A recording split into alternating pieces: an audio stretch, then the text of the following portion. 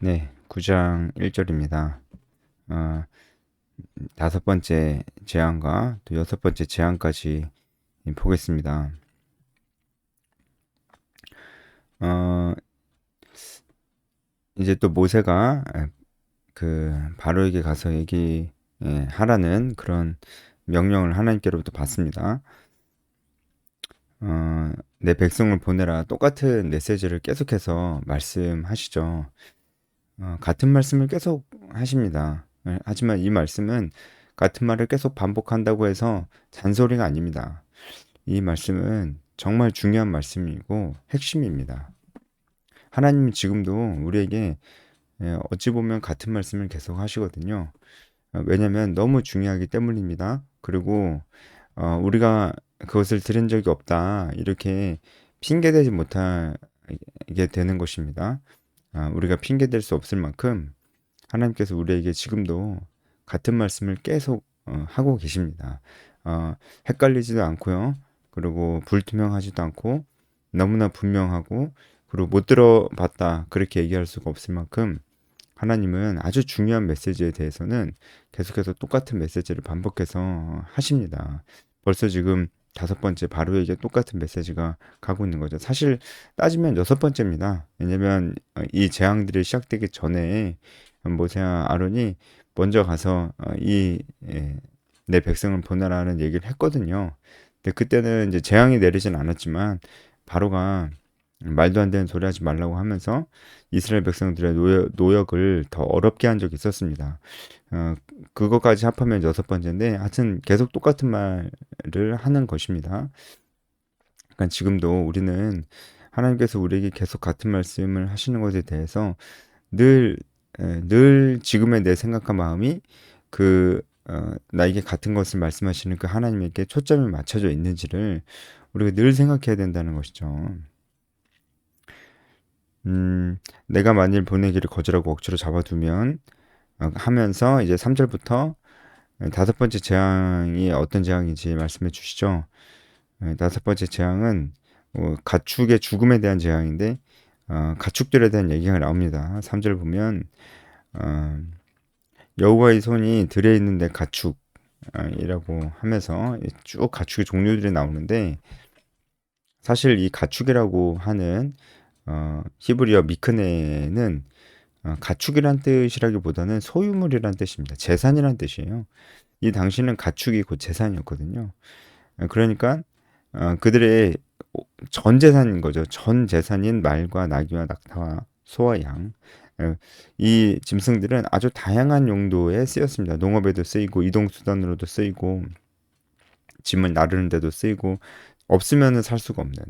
그래서 어, 전 재산이었습니다. 전 재산. 전 재산이 이제 가축의 재산이었습니다. 이때 당시 부의 기준은 이 가축을 얼마나 가지고 있느냐에 따라서 이 사람이 부자냐 아니냐가 갈렸습니다. 지금도 뭐 우리에게 있어서 이제 부의 기준이라는 게 있잖아요. 뭐 보통 집이나 차가 되는데, 이게 차보다는 아무래도 보통 집이죠. 집이 제일 비싸니까. 집이 이제 뭐 서울에 또 아주 비싼 곳에 있는 이제 좋은 집이고, 집값이 아주 비싼 그런 곳에 집을 소유하고 있으면 부자다, 우리가 그렇게 얘기하잖아요. 어, 집이 지금은 부의 기준이라고 한다면 이때는 가축이 그 부의 기준이었습니다. 한마디로 애굽 사람들의 모든 재산들이 이제 다 쓸모없어질 것이다, 이렇게 말씀하시는 거죠. 이 가축들이 이제 다 죽을 거야. 뭘로 죽냐면 전염병으로 죽는 거예요.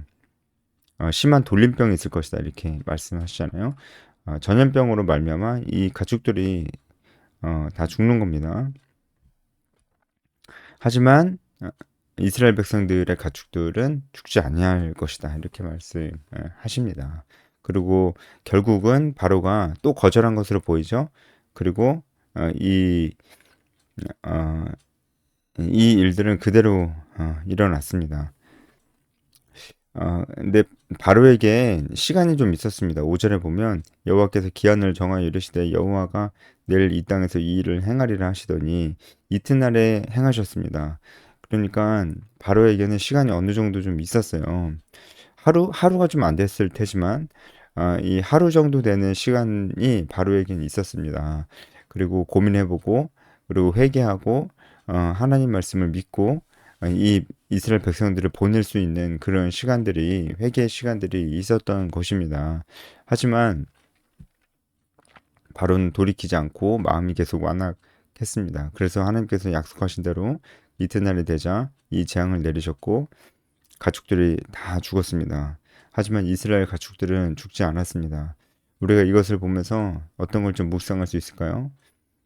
하나님은 아주 중요한 메시지를 반복적으로 하십니다. 하지만 언제까지나 이렇게 반복적으로 말씀하지 않으세요. 어, 우리에게 기간을 주십니다. 반복적으로 어떤 부분에 대해서 우리에게 계속 말씀을 하시면서 우리가 돌이키고 하나님 말씀에 순종하기를 바라십니다. 그리고 기다려 주시기도 해요. 바로를 하루 동안 기다려 주셨잖아요. 사실 뭐 이 다섯 번째 재앙에서만 하루 기다려 주신 거지. 지금 사실 계속 기다려 주시는 거잖아요. 단숨에 그냥 애굽을 멸망시키실 수도 있는데 그렇지 않으시고 이런 재앙들을 이제 순차적으로 주신다는 것은 물론 이것 자체가 말 그대로 재앙이고 심판이지만 완전히 멸망되지는 않았잖아요. 그런 의미로 계속해서 바로와 애굽 사람들에게 하나님께서 계속해서 기회를 주시고 시간을 주시는 것입니다. 우리에게도 그러실 수 있다고요. 우리에게도 이런 시간을 주실 수 있습니다. 같은 메시지 우리에게 계속 말씀을 하시면서 우리가 순종하기를 기다리실 수 있다는 거죠. 하지만 언제까지 기다려 주시진 않습니다. 절대 그렇진 않습니다. 기한이 됐을 때 하나님의 때죠. 그 하나님의 때가 됐을 때 더 이상 하나님께서 기다리지 않으시고 이런 메시지를 우리에게 주시지 않으시고 우리는 이제 우리가 믿는 하나님의 자녀이기 때문에 멸망의 길로 접어들지는 않겠지만 우리 마음이 굉장히 강팍해질 수는 있습니다. 지금 바로의 마음도 이 하나님께서 주신 하루라는 기간 동안 돌이키지 않자 더 완강해졌잖아요. 우리 마음도 그럴 수 있어요. 하나님께서 우리를 기다려 주셨는데 결국 순종하지 않으면 우리 마음이 더욱더 완강해지고 강팍해질 수 있다는 겁니다. 그래서 더욱더 이제 하나님 말씀에 순종하고 내가 헌신적인 삶을 살고 복음을 전하고 제자를 삼으라고 했는데 그 삶을 진지하게 생각하고 실천에 옮기려고 하는 것보다는 조금 더 쉬운 길을 우리는 택하고 신앙생활에 있어서도 조금 더 쉬운 길을 택하고 내가 무엇인가 헌신하고 용기를 내야 될 일, 리더가 되고 다른 사람을 책임지고 그 사람을 위해서 기도하고 하는 것보다는 조금 더 쉬운 일들을 우리는 찾게 되고 거기에 안주를 해버리는 것입니다. 여러분 생각해 보십시오. 우리 신앙생활에서 무엇이 정말 가장 쉽습니까? 제가 저번에도 말씀드렸지만 우리 신앙생활에서 어떻게 보면 헌금하는 게 제일 쉽습니다. 사실 돈 내는 게 제일 쉬워요. 물론 어떻게 보면이라고 제가 그랬어요. 그래서 아주 없는 가운데서 아주 상당히 내 재산 중에 많은 비중을 냈다면 그건 굉장히 어려운 일이고 저는 그 일이 절대로 쉬운 일이라고 얘기하는 것이 아닙니다. 그런데 또 일반적으로 좀 보면 우리가 막 그렇게 막 엄청난 금액을 내 재산 중에 막 상당히 많은 비중을 이렇게 헌금으로 다 내지는 않잖아요. 일반적인 경우는 그렇지는 않잖아요. 물론 헌금은 그렇게 이제 재정의 계획 가운데에서 하긴 해야 됩니다. 그러니까 또 너무 무리하게는 안 하는데 우리가 어쨌든 우리의 일반적인 신앙생활들을 봤을 때 이렇게 재정을 우리가 헌신하는 게 사실 제일 쉽다고요. 그게 제일 쉽다고요. 뭐가 제일 어렵습니까? 내 시간을 내는 게 더 어렵습니다. 특히 이제 젊을수록 바쁠수록 내 시간을 내는 것이 정말 어렵습니다. 그리고 물질을 내는 것보다 시간을 내는 것보다 더 어려운 게 뭔지 아십니까? 바로 마음을 쏟는 겁니다. 특히 어떤 뭐 사역적 이벤트나 행사나 어떤 무슨 뭐 업무나 그 교회에서 하는 업무나 어떤 기능적인 일들 뭐 청소나 뭐 우리 흔히 말하는 그런 기능적인 봉사들 사람을 상대하는 게 아니고 어떤 그 기능적인 일들을 해 나가는 그런 뭐 식당 봉사나 주차 봉사나 뭐 성가대나 찬양팀 다 사람을 상대하는 건 아니잖아요. 이런 기능적인 봉사들 이것보다 더 힘든 게 어, 바로 사람을 상대하는 겁니다. 사람을 상대하고 사람을 책임지고 그 사람을 그 사람과 깊이 있는 관계를 갖고 그 사람에 대해서 관심을 갖고 그 사람과 친밀한 관계를 맺으려 노력하고 그 사람을 이해하려고 하고 그 사람을 위해서 기도하고 이끌어 주는 겁니다. 그 사람 하기 싫어하는데 그 말씀과 기도 가운데 그 사람의 삶 속에 이런 것들이 정착될 수 있도록 계속해서 점검해주고 안 좋은 얘기도 계속 해줘야 되고 어, 그 사람이 이제 안 좋은 얘기 했을 때 삐지면 삐질 수 있잖아요. 그러면은 또 이렇게 위로도 해주고 기다려도 주고 이런 모든 일들 있잖아요. 이런 것들은 사람을 상대할 때 우리가 보통 해야 되는 일들이거든요. 이 일이 물질을 드리는 것보다 시간을 드리는 것보다 기능적인 봉사를 하는 것보다 훨씬 힘듭니다. 그쵸? 왜냐하면 이 일은 마음을 들여야 되는 일이기 때문에 그래요. 마음을 쏟아야 돼요. 사람을 상대하는 게 원래 우리가 그냥 일반적으로 세상 가운데서 일반 직업들도 사람을 상대하는 일들이 어려워요. 어렵고 시간당 보수도 많습니다. 힘드니까 그래요. 그러니까 우리는 세상의 직업도 사람을 다루지만 우리는 그것과는 차원이 다르게 사람을 다뤄야 됩니다. 왜냐하면 우리는 진짜 우리 마음의 중심을 다 해가지고 마음을 쏟아야 돼요. 마음을. 세상의 어떤 세상 직업적인 일들은 사람을 상대해도 마음을 그 사람의 뭐 전인격적인 것에 삶과 뭐 이런 것에 다 관심을 갖고 마음을 쏟아주지 그러진 않잖아요. 근데 우리는 그렇게 해야 됩니다. 이제 그런 일들이 사실은 제일 어려운 거예요. 그냥 이런 일들을 안 하려고 합니다.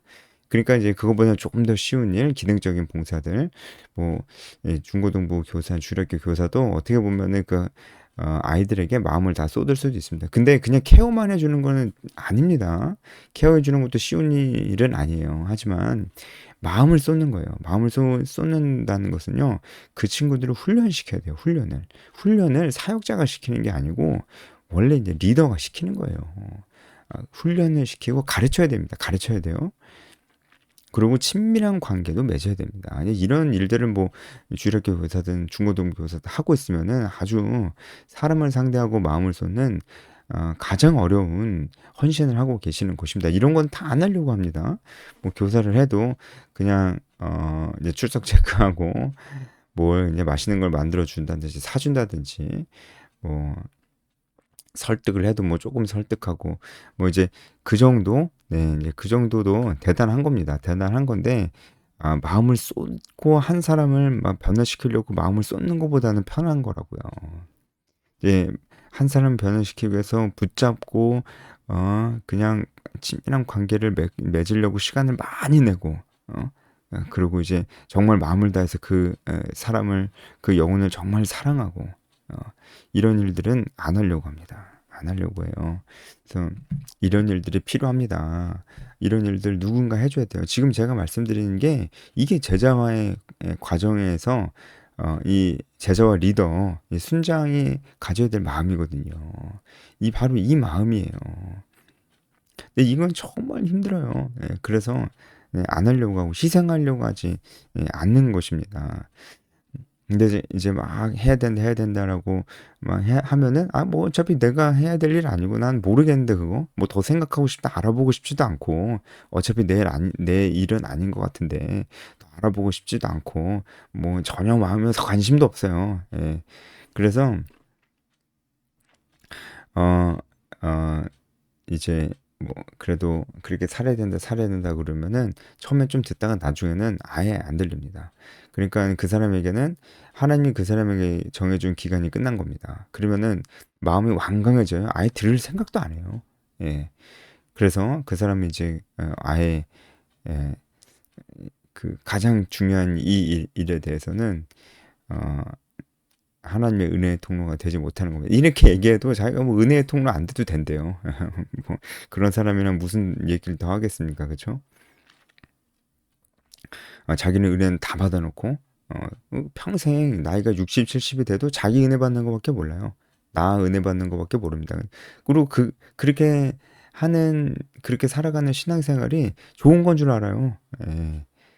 자기 스스로 좀 네. 뭐 자기 은혜만 갈구하는데 기껏해야 자기 가족들이죠. 이제 그 정도 은혜만 갈구하는데 자기가 잘하는 건 줄 압니다. 자기가 신앙생활 되게 좋아하는 건 줄. 아니, 그게 좋은 건 아니잖아요. 그게 신앙이 좋은 건 아니잖아요. 그쵸? 어? 은혜를 막 갈구하는 게, 어, 그, 은혜를 갈구하는 게 좋은 겁니다. 좋은 건데, 성장하지 않고, 뭐, 맨 신앙생활 3, 40년, 50년, 60년을 해도 자기밖에 모르면, 그게 어떻게 좋은 겁니까? 그쵸? 예.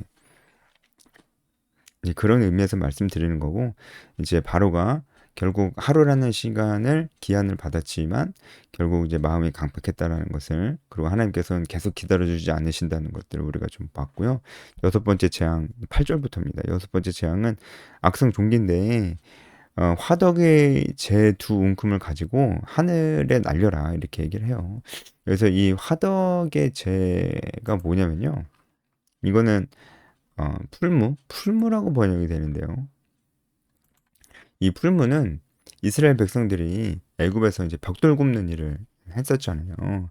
이 벽돌 굽는 가마입니다. 가마. 그 가마가 이 화덕이에요. 벽돌 구웠던 데예요. 그러니까 이스라엘 백성들은 너무 잘 아는 곳이겠죠. 그, 그 벽돌 굽는 가마로 가서 거기 재가 많이 있을 거 아니에요. 굽는 데였으니까. 그 재를 가지고 하늘에 날려라라고 하는 거예요. 그러니까 모세와 아론 둘 다. 두 웅큼이라고 되어 있는데 사실은 이제 네 웅큼입니다. 왜냐면 이제 모세도 두 손에 한 움큼씩, 아론도 두 손에 한 움큼씩, 뭐 그렇게. 이게 두 웅큼이라는 게 이제 손바닥 가득이라는 히브리어가 그런 뜻이에요. 그러니까 어쨌든 모세와 아론이 둘 다 양손에 이렇게 재를 가득 이제 쥐고서 하늘에 이렇게 난리였다는 거죠. 이 재가 애굽 사람들의 몸에 달라붙어 가지고 악성 종기가 된 겁니다. 이제 하나님께서 초자연적인 역사를 하신 거죠. 근데 왜 하나님 하필 이 그 벽돌 굽는 가마에 있는 재를 가지고 이 재를 가지고 이 악성 종기를 만드셨을까요? 예, 왜 그러셨을까요? 뭔가 좀 의미가 있어 보이죠? 그쵸? 어, 이 벽돌 굽는 가마 화덕은 이스라엘 백성들에게 고통과 아픔을 나타내는 곳이었을 것입니다. 이제 하나님께서 이 이스라엘 백성들을 이 고통과 억압에서 건져내 주시겠다고 하는 것이죠. 그리고 이들을 부당하게 억압하면서 이들을 괴롭혔던 애굽 사람들에게는 그에 상응하는 심판이 주어진다는 그런 의미도 있을 수 있겠죠. 여러분, 우리가 어, 정말 믿음대로 살려고 노력하고 정말 신앙의 양심대로 살려고 정말 애쓰고 일상의 삶 속에서 우리의 가치관대로 살려고 애쓰고 한다면은 그것이 참 쉽지 않습니다. 정말 이것도 좀 잘 우리가 생각해 봐야 되는데, 우리가 정말 성경적 가치관을 가지고 살려고 애쓴다는 게 뭐 예배는 다 나가려고 애쓰는 거 그거랑은 조금 다릅니다. 여러분, 예배는 다 나가는 것이 그것이 진짜 믿음이 좋은 사람입니까? 우리의 믿음은 예배 시간에 잘 안 보여져요. 우리의 믿음은 예배 시간 이외에 우리의 믿음은 드러나게 돼 있습니다. 여기에 대해서는 뭐 제가 더 길게 얘기는 하지는 않겠습니다. 그러니까 예배는 다 나가는 게 절대로 그 사람이 정말 신앙생활을 잘 하고 있다고 볼 수만은 없습니다. 아니라는 것도 아닙니다. 하지만 그렇게 볼 수만은 없습니다. 그 사람이 예배드리는 이외의 시간에 그 사람이 진짜 자신의 믿음을 정말 가지고 있는지 혹은 성숙한 사람인지는 예배 시간 이외의 시간에 보여지는 것입니다. 우리가 그 예배 시간 이외의 시간 속에서 정말 성경적 가치관을 가지고 살 때 정말 힘들거든요. 그때 우리가 여러 가지 불이익을 볼 수도 있고 정말 뭐 박해를 받을 수도 있고 이제 이런 것들을 하나님께서 다 기억하신다는 거예요. 이스라엘 백성들이 고된 노역에 시달렸던 것들, 그 고된 노역의 상징물이 이 화덕, 이 가마잖아요. 이거 다 하나님께서 기억하고 계셨다는 거예요. 그리고 이제 그것을 하늘에 날려버리시는 것이죠. 그러니까 우리가 의를 위하여 받는 박해, 예, 그죠? 이 복음을 전하려고 제자를 삼으려 재생산하려 애쓰기 시작하면 정말 더 많은 것들을 포기해야 되거든요. 근데 그거 하나님께서 다 기억하신다는 거예요. 그리고 이제 그런 우리가 그런 일을 한마디로 사명을 따라 살려고 할 때 우리에게 여러 가지 장애물이 되었던 우리를 박해하거나 아니 힘들게 했던 그 사람들의 그런 행위들을 하나님께서 다 갚아주신다 그런 말씀으로 우리가 볼 수도 있을 것 같습니다. 이 악성 종기도 어떤 일종의 피부병이고 그리고 전염성이 있는 그런 무서운 질병이었습니다. 여기서 이제 뭐 악성 종기라고 되어 있는데 히브리어로 보면은 종량과 수포들입니다. 그래서 이것은 이제 유추하기로는 피부에 불에 댄 것처럼 붉게 부풀어 오르고 물집이 생기고 가렵고 고름이 나고 이런 피부병이라고 보고 있습니다. 이런 것들이 생겼으니 얼마나 힘들었겠어요. 그 하나님께서 이집트에 내렸던 재앙들 중에 어느 정도 일부는 따라 있었던 마술사들의 몸에도 결국은 이 악성 종기가 생기는 걸 이 마술사들도 피할 수가 없었습니다. 그런 일들이 있었습니다. 하지만 바로는 여전히 그 마음이 더욱더 완악해졌습니다. 이것은 인간의 죄를 인간 스스로 해결할 수 없다는 것을 또 나타내 주기도 하죠. 또 우리가 여기서도 오늘 말씀에서도 또 여전히 등장하지 않았던 이스라엘 백성들 그들에 대해서도 또 묵상하게 됩니다. 그들은 여전히 어디에 있는가? 이쯤 되면은 이제 바로 앞에 나타나서 우리를 보내달라.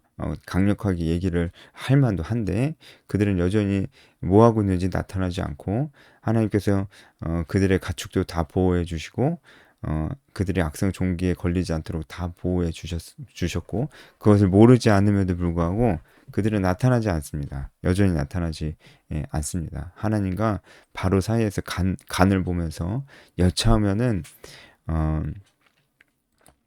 어, 이 재앙이 끝났는데도 바로가 여전히 마음이 완강하고 더 이상 재앙이 오지 않고 하면은 뭐 애굽이 작은 나라도 아니고 금방 회복할 거잖아요. 금방 회복하면은 어, 바로 편에 딱 붙으려고 모세와 아론 저놈들 사기꾼이다 다 죽여버려라 이렇게 얘기할 수도 있는 거죠. 이 어리석은 이 비겁한 백성들이 그러려고 지금도 한마디도 안 하고 있습니다. 우리가 이런 사람 될 수 있다고 그랬죠? 그렇죠? 자기에게 주어진 사명 이런 거 그냥 기억도 안 하고 그냥 남의 일이라고 생각하고 하나님의 언약의 말씀 아브라함부터 이어져온 그 중요한 언약의 말씀 다 잊어버리고 아니면 알고 있어도 그냥 뭐 별로 중요하게 생각도 안 하는 이 이스라엘 백성들 여전히 오늘도 등장하지 않았는데 이들이 절대로 하나님의 보호하심을 이렇게 받을 만한 그런 마음의 상태나 그런 행위를 한 적이 없는 사람이라는 거. 그럼에도 하나님께서 이들을 사랑하시고 보호해 주시는 것이라는 사실을 함께 묵상하면 좋을 것 같습니다. 여기까지 하겠습니다.